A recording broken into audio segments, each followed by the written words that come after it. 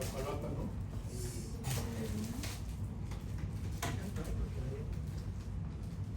Sí, sí son de Chiapas. No, Iztapalapa. Nada más en Semana Santa, ¿no? A todo, ¿no? Otra vez desde la hoja de datos hasta la curva de compresibilidad, que es donde ustedes deben de llegar, ¿no? Para que pues tengan esta información que a mí sí me interesa mucho que ustedes sepan de dónde viene, ¿no? Entonces, esta es la hoja de datos, o sea, así, bueno, ahorita en esta parte vienen los datos que básicamente se registran los pesos. En esta otra sección que está aquí, estoy señalando, pues vienen las características de índice de plasticidad, bueno, el límite líquido, límite plástico, índice de plasticidad, y aquí yo creo que es el dato más importante de toda la prueba, que es la densidad de sólidos. Si no tenemos la densidad de sólidos, pues la prueba no se puede calcular, definitivamente. Entonces es una prueba que tendríamos que hacer sí o sí, tanto en la prueba de consolidación como en la prueba triaxial. Necesitamos el dato de la densidad de sólidos, necesitamos hacer una prueba de densidad de sólidos. Ni no es un dato, o sea, tenemos que hacer la prueba de ese suelo, tenemos que hacer la densidad de sólidos para poder hacer el cálculo. Si no lo tenemos, no nos podemos inventar. O sea, no es de que, póngale ahorita 2.55, 2.03 o 1.88, o sea, no, o sea, es una prueba que se tiene que hacer, sí o sí. Pueden dejar, a lo mejor estos datos lo pueden hacer después, límites, que también regularmente se hacen, pero la densidad de sólidos, no, o sea, ese es un dato que se tiene que hacer. Luego, aquí en donde antes de la consolidación, que es esta sección, calculamos, básicamente nos sirve para calcular la relación de vacíos inicial y el grado de saturación, ahorita lo vamos a ver. Lo mismo después de la consolidación, antes de meter la prueba al horno. Entonces esta es otra sección, que también necesitamos saber cómo quedó la relación de vacíos y finalmente los pesos específicos, ¿no? El seco, el húmedo y el saturado. Entonces nuevamente vamos a ver para que ustedes repasen, vayan haciendo sus notas y vayan calculando. ¿Cuáles son los datos que requiero? Pues son el diámetro del anillo, el peso del anillo, la altura del anillo. El peso de la probeta antes de consolidar más el anillo, es decir, el peso de la probeta labrada, ¿no? La que ustedes labraron, ese peso lo debemos de anotar aquí. Luego el peso de la tara, si es que se utilizó un recipiente para poder pesar el anillo, si no, el peso de la tara es 0, ¿no? O sea, aquí fácil. Luego igual, una vez que se termina todos los incrementos de carga, seco la muestra y la peso antes de meterla al horno. Seco la muestra, la peso y anoto ese peso. Y si utilizo una tara, un recipiente, pues igual, ¿no? Tengo que registrar el peso de la tara, si no la tara es 0 y aquí pues entonces solamente queda el peso de la probeta y el anillo después de la consolidación. Y finalmente, una vez que yo meto la muestra al horno por 24 horas a 105 grados, lo saco y anoto este peso aquí, que es el peso seco. La densidad de sólidos, ya dijimos que es un dato de una prueba que se tiene que hacer. Ustedes ya lo hicieron en su momento en mecánica de suelos 1 y pues este dato ya se debe de hacerse. De aquí, antes de la consolidación, ¿qué datos vamos a empezar a calcular? Básicamente es el peso de la probeta, es decir, cuál es el peso del suelo que está dentro del anillo antes de la consolidación. ¿Y cómo lo obtengo? Bueno, pues es el peso de la muestra más el anillo, le resto el anillo y solamente me queda el peso de la probeta. ¿Estamos de acuerdo? Luego, el peso de los sólidos. Esto sí lo voy a obtener una vez que seco la muestra, o sea, no hay otra forma. ¿Qué tengo que hacer? Bueno, pues el peso de la probeta seca, más anillo, más la tara, si existiera, pero si no existe tara, entonces es una prueba seca menos el anillo, es el peso seco del suelo. ¿Estamos de acuerdo? Luego, el peso del agua no es más que la resta de la probeta menos el peso seco. Ok. Luego viene el volumen total, que no es más que el área por la altura, el área del anillo por la altura, el área total. El volumen de los sólidos lo voy a obtener el peso de los sólidos entre la densidad de los sólidos en centímetros cúbicos. El volumen de vacíos es el volumen total menos el volumen de los sólidos. El volumen de los sólidos siempre va a ser el mismo, al igual que el peso de los sólidos durante toda la prueba. Esos no cambian, esos datos no tienen que cambiar. Y parte de la hipótesis de la prueba de consolidación es que no cambian, nunca cambian. Luego viene la humedad, que no es más que el peso del agua entre el peso de los sólidos por 100. La relación de vacíos es el volumen de vacíos entre el volumen de los sólidos. Aquí está, 2.049, y el grado de saturación no es más que el peso del agua entre el volumen del agua.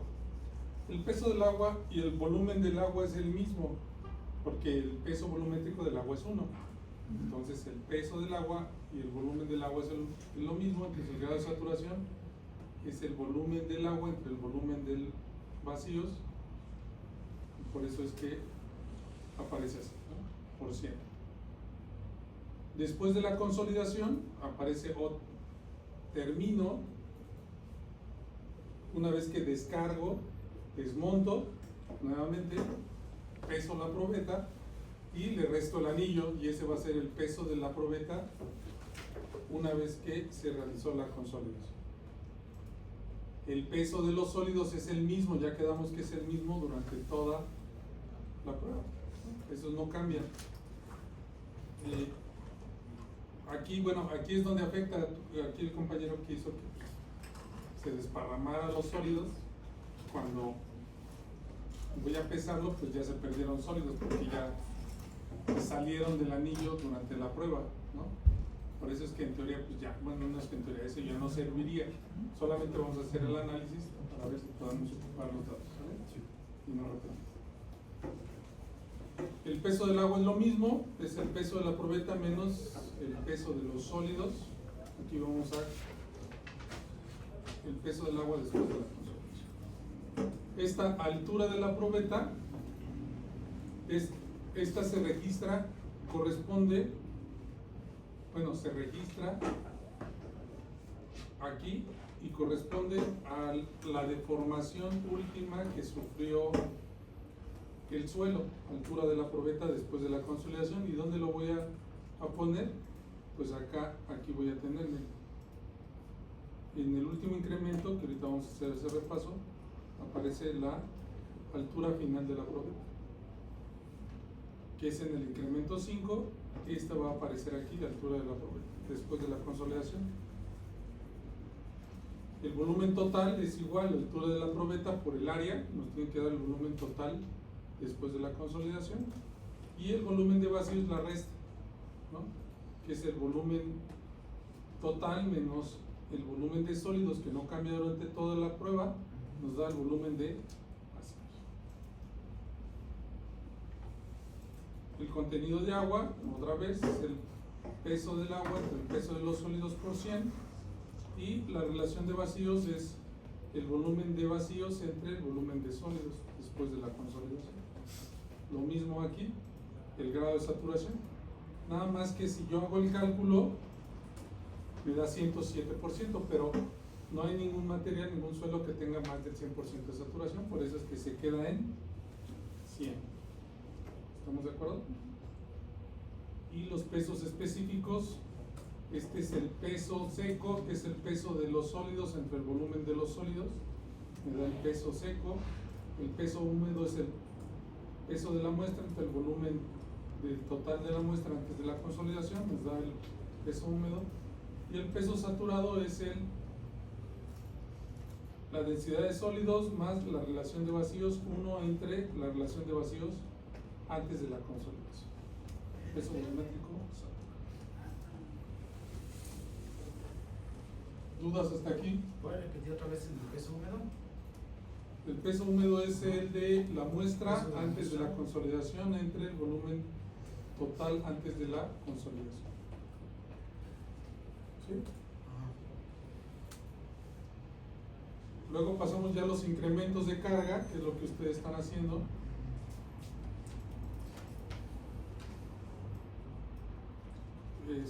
Luego vamos a ver lo que está a la derecha, que es ahora regresando, vamos a utilizar todos esos cálculos. Bueno, acá están, ¿no? Todavía nos faltan más cálculos. Todos estos. Pero o sea, se va a requerir haber hecho esto. Bueno, entonces el primer incremento, el del lado derecho, ya habíamos dicho, tenemos la altura inicial de la probeta, que es el anillo, el esfuerzo inicial es 0 porque todavía no lo he cargado, y una vez que lo cargue, quedamos que el peso que yo coloco en el portapesas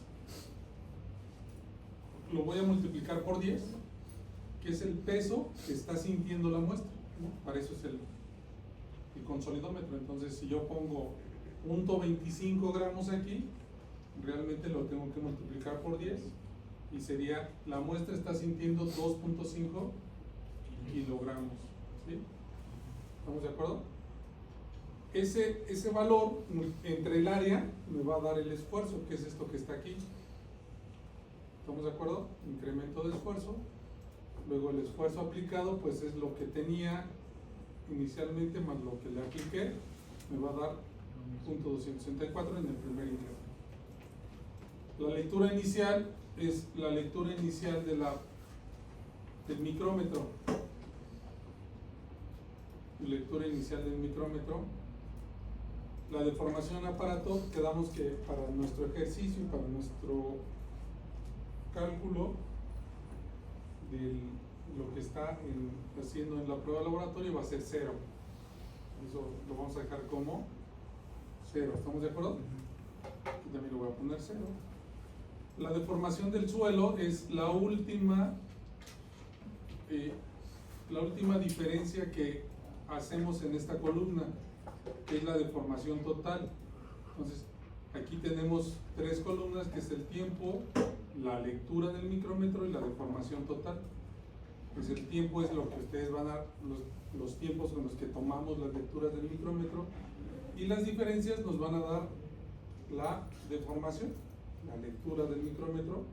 ¿Y cómo lo calculamos? Pues es la lectura inicial menos la que yo tomo a cierto tiempo. Por ejemplo, a 5 segundos tomé una lectura, la deformación a 5 segundos corresponde a lo que tenía inicialmente menos la lectura a 5 segundos. ¿Estamos de acuerdo? Y así, entonces vamos a ir tomando, por ejemplo, a 240 segundos es la lectura del micrómetro inicial menos lo que yo leí en el micrómetro a 240 segundos, me va a dar la deformación en ese tiempo. Al final, a las 24 horas, yo voy a tener una lectura que es 20.617 menos la inicial, me va a dar la lectura o la deformación producida por ese incremento de carga, ¿sí? Que en este caso son 352 micras, pero si lo transformo en milímetros me da .352 milímetros. ¿Estamos de acuerdo? Ahora, la deformación, la altura final de la probeta no es más que la altura inicial con la que inicié. Ahora sí que la altura inicial 1.996 menos la deformación del suelo me va a dar la altura final de la probeta. ¿Estamos de acuerdo? Esta altura final de la probeta va a ser la inicial en el incremento 2. Aquí está. ¿Sí? La altura final de la probeta va a ser la inicial en el incremento 2. Ahora, yo tenía un esfuerzo que corresponde al primer incremento, que es este punto 264. Tengo este esfuerzo inicial, le voy a agregar algo más. ¿Cuánto le agrego? Bueno, pues en este caso fueron 0.528 kilogramos por centímetro cuadrado, que fue lo que le puse, y en el portapesas, bueno, más bien el esfuerzo final va a ser 0.264 más lo que le agregué, el esfuerzo aplicado, lo que ya se queda es de 0.790. Nuevamente, aquí hay que recordar, porque ese error es lo que yo coloco por 10, que es la fuerza que está sintiendo en la muestra, entre el área, ese es el esfuerzo. ¿Sí está claro, jóvenes? Sí. La lectura inicial es la lectura inicial, es la final de aquí. 20.617 va a ser la inicial acá. ¿Estamos de acuerdo? La deformación del aparato 0, y por lo tanto la deformación del suelo corresponde con esta deformación que ya dijimos cómo calcularla, que es la diferencia del micrómetro en ese tiempo menos la inicial. Me va a dar esta.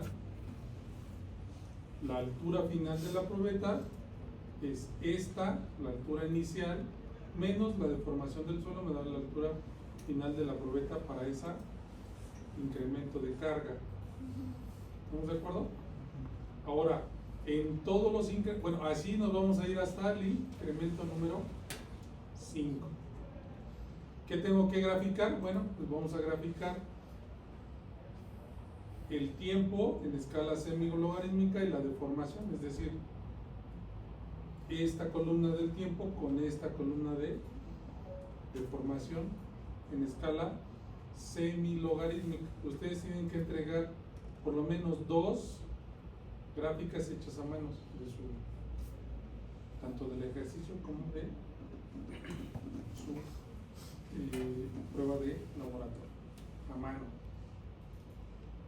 para que chequen esta. Acuérdense que les pedí hojas semilogarítmicas de la papelería, ¿no? De 5 ciclos, para que ahí vieran cómo se hace a mano.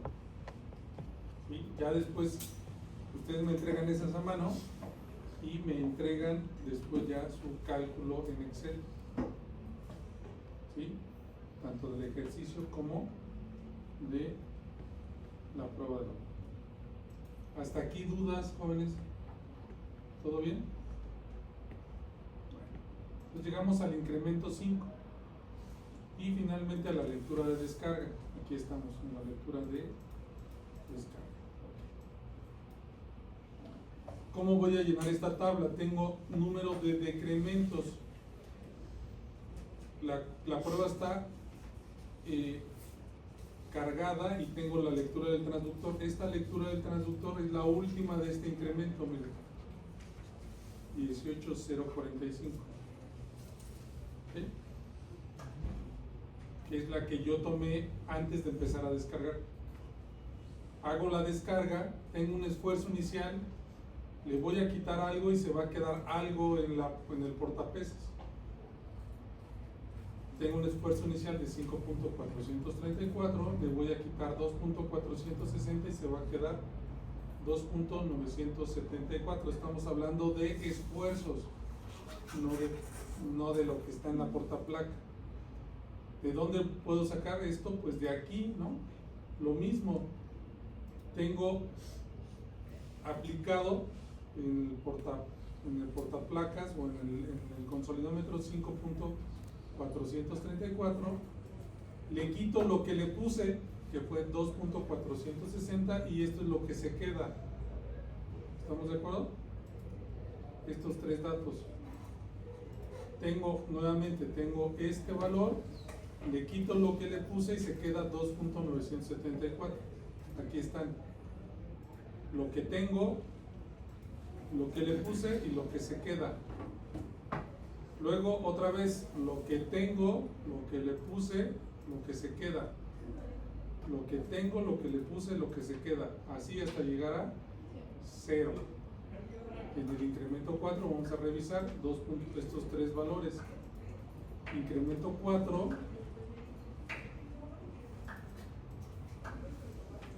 lo que tengo, el esfuerzo aplicado, lo que le puse, lo que se queda. Aquí está. ¿Estamos de acuerdo? Así hasta llegar a 0. Estas lecturas corresponden a cuáles, pues es la última antes de la descarga. Hago la descarga y después de 10 minutos tomo esta lectura. Hago la descarga y después de 10 minutos tomo esta lectura.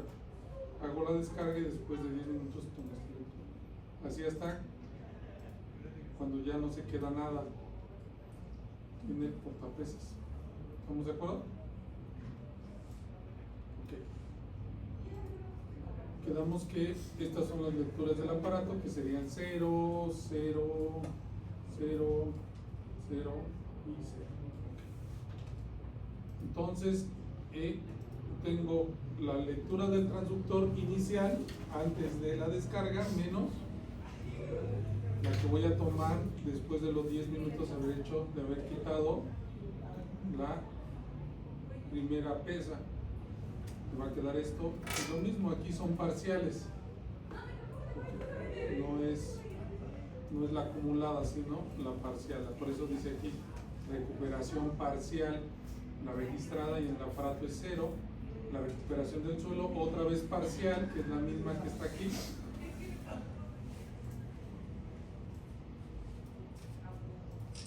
Y la recuperada, aquí sí ya es la acumulada, que es esta más esta que tenía aquí, 0.60.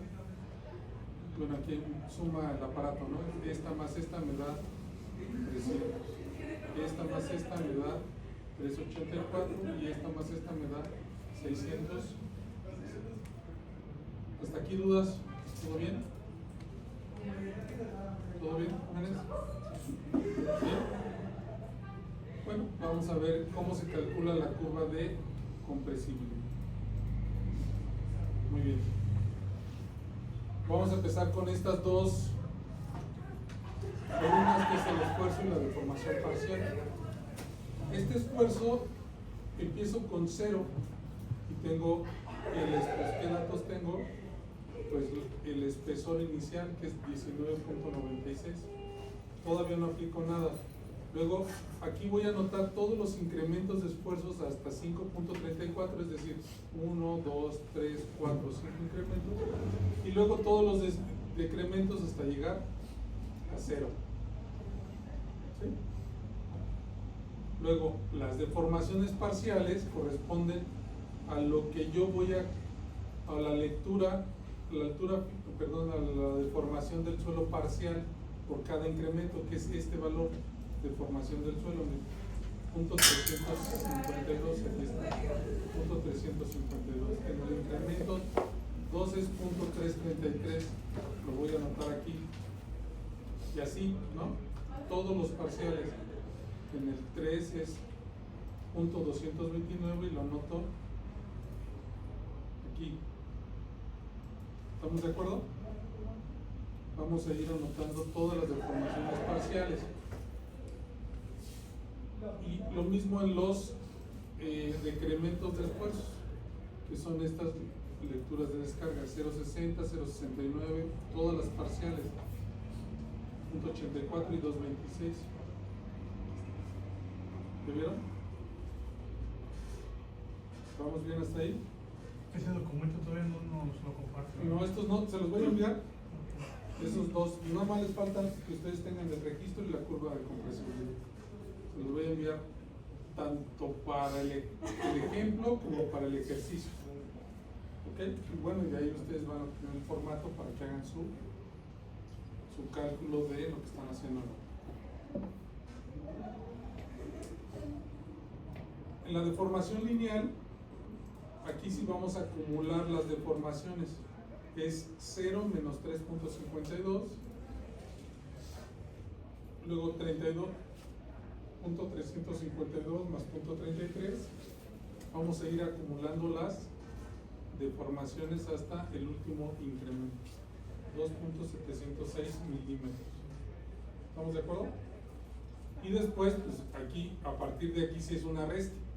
Es este menos este, este menos este, este menos este, este menos este me da este. Cruzado, este menos este me da. ¿Estamos de acuerdo? Aquí están.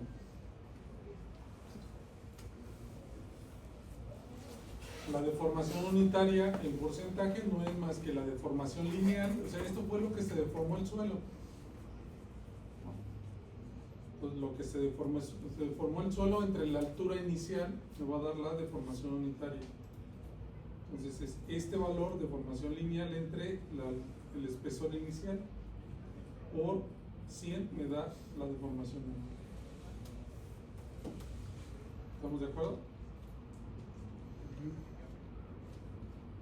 Ahora, ¿cuánto fue el espesor comprimido? O sea, empecé con este espesor 19.96 y le tengo que ir restando la deformación lineal, la que sucedió en el suelo, y me va a quedar la altura final de la probeta para cada incremento. ¿Estamos de acuerdo? Entonces es esta menos esta me da esta menos esta me da, perdón, la inicial, perdón, aquí sí es la inicial menos esta me da este valor, luego la inicial otra vez menos esta deformación lineal me da esta. ¿Ok? Al final la deformación, ¿cuánto se deformó el suelo? Bueno, se deformó 2.726 en la etapa de carga y quedaron 17.54 centímetros de suelo. ¿Sí? Y aquí hay que sumarlo. Ahora, menos bueno, perdón, no es cierto, hay que sumarlo. Sigue siendo resta. Esta resta ya lo hice aquí. Bueno, entonces me queda el espesor comprimido. ¿Está claro? ¿Jóvenes? Ya lo habíamos visto en la clase pasada. Luego viene la altura de los vacíos. Bueno, a este valor, para que ustedes tengan como referencia, le vamos a llamar 2 veces H. Ya en su momento yo les voy a explicar por qué es 2 veces H. Ahorita, dejémoslo así, es 2 veces H. Ahora me pide calcular la altura de vacíos. Acuérdense que tenemos 2 fases solamente, la sólida y la líquida durante la prueba, porque está saturada. Y que voy a trabajar con alturas en vez de volúmenes, porque el área es la misma, se conserva. Entonces, si yo divido los volúmenes entre el área, me va a quedar solamente las alturas. Pues la altura de vacíos, ¿cómo la calculo? Bueno, para poder calcular la altura de vacíos tengo que calcular la altura de los sólidos, y a eso le voy a llamar 2H0, que es esta que está aquí. 2H0. ¿Cómo la calculo? Bueno, pues es el peso de los sólidos, que ya lo calculé desde los datos, me lo traigo aquí a esta gráfica, bueno, más bien a este cálculo. Aquí pongo otra vez el peso de los sólidos, la densidad de los sólidos, que también aparece aquí, peso de los sólidos, densidad de sólidos, aquí aparece, el área de la probeta la calculo, si es que no aparece en ningún lado, calculo el área de la probeta. ¿Y cómo obtengo el espesor de los sólidos? Bueno, quedamos que el peso de los sólidos, el volumen de los sólidos es igual a ¿qué? Al peso de los sólidos entre la densidad de sólidos. Y si lo divido entre el área, me va a quedar solamente la altura de los sólidos, que es este valor. ¿Sí? Entonces hago nuevamente peso de los sólidos entre volumen de los sólidos, perdón, densidad de sólidos, peso de los sólidos entre densidad de sólidos, y entre el área de la probeta me da el espesor de los sólidos. Entonces, aquí, ¿qué estoy haciendo?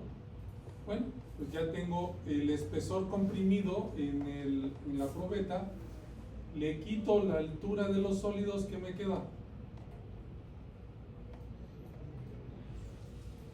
Ya se perdió. A ver, otra vez. En cada incremento me voy a deformar el suelo, pero tiene dos fases, la sólida y la líquida. Si yo quiero saber la líquida, ¿qué tengo que hacer? Restarle la de los sólidos, ¿no? Por eso aparece aquí, y eso es la altura de vacíos, pero al final de cuentas esos vacíos están llenos de agua, ¿no? Entonces, para calcular la altura de vacíos, le resto la altura de los sólidos que acabo de calcular, el espesor de los sólidos, a cada una de ellas. ¿Estamos de acuerdo? El espesor comprimido menos la altura de los sólidos, y me va a quedar aquí. Me queda la altura de vacíos. ¿Sí? ¿Sí está claro ese concepto, jóvenes? Sí. ¿Sí? Ahora, ya calculé. ¿Cómo calculo la relación de vacíos? ¿Cuál es la ecuación? Volumen de vacíos entre volumen de sólidos. Pero si yo, nuevamente, si yo esos volumen de vacíos y volumen de sólidos está relacionado a una misma área, entonces lo divido entre el área que me queda. Las alturas. ¿Cómo calculo el volumen? Área por altura. Si quiero, si relaciono volúmenes y es la misma área, pues solamente me queda alturas. Entonces, por eso aparece aquí altura de vacíos entre altura de sólidos. Acuérdense que estos sólidos que están aquí,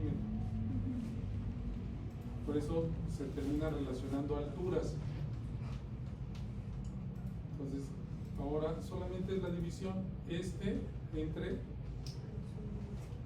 ¿Ok? ¿Está claro? Ahí. ¿Sí, no? Entonces con eso calculo la relación de vacíos. Ahora, ¿qué hago? Voy a graficar el esfuerzo en abscisas y la relación de vacíos en ordenadas para obtener la curva de compresibilidad, que es esta que está aquí. Presión o esfuerzo aplicado contra relación de vacíos. ¿Cómo lo hago? Si es en Excel, pues no es tanto tema, porque lo único que tengo que hacer aquí es insertar gráficos y me da pero por default toma este valor, ¿no? Está graficando aquí no sé qué gráfico, pero bueno, vamos a arreglarlo. Entonces le voy aquí donde dice seleccionar datos, en la serie modificar, y aquí le voy a poner curva de compresibilidad, ¿no?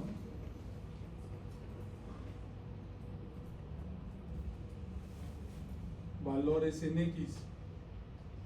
Y en X quedamos que eran los esfuerzos, pero como los esfuerzos lo voy a graficar logarítmico, no me grafica 0, por eso tomo a partir del 264 y voy a graficar la altura de vacíos. Esto me queda así. Si fuera en una escala natural me queda así. Ahora voy a transformar esta escala logarítmica, dar formato en X y le voy a poner aquí escala logarítmica. Ahora voy a mandar a este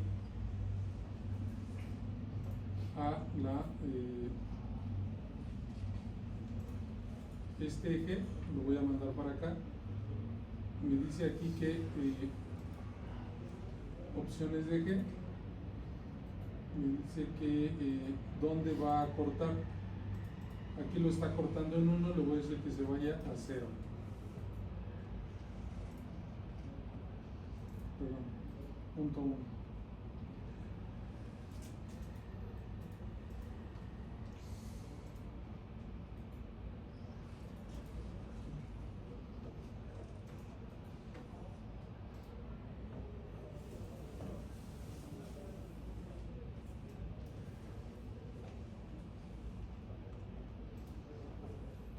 Le digo que, bueno, esto ya lo mando para acá. Y ahora que tome valores entre 3 y 1.5.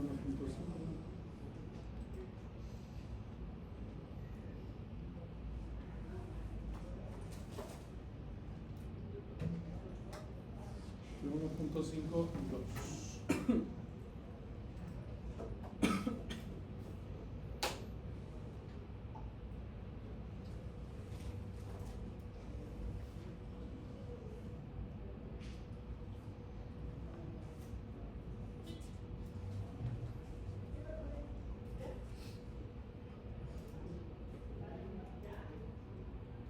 Voy a poner que ponga línea sólida y sea suavizada.